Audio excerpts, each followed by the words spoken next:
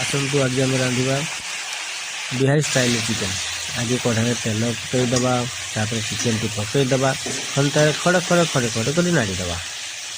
ता आगर गोटा मसला टी पकई दिए। तापर कि समय है पियाज टी पकईदबा। तापर खण खण खणी पुणी नाड़ीदबा। नाड़ी पियाज टी सीझीगला अदा रसुण पकईदबा। तापर है सब गोटा मसला आम पकईदबा। तापर कि समय छाड़ीदबा। तापर तो आम देश स्टाइल टे बिलाती आलू पकईदबा। पकईकि पुणी खण खण कर नाड़ीदबा। चिकेन टी पुणी हो गला पूरा कषा स्टाइल हो हल्का से गरम पानी टी पकईबा। ठंडा पानी हो तो गरम पानी पकड़े भल टेस्ट। गरम पानी टी पकईला आम पुणी नाड़ीदबा।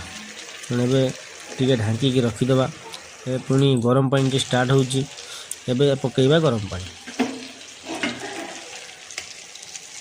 गरम पानी टी पकई दे सारा खड़ा खड़ा कर पुणी ढांकी आम कि समय छाड़ीदबा। तापर है चिकेन कषा से रेडी। मु खाऊची भात, मो वाइफ खाऊचंती भात।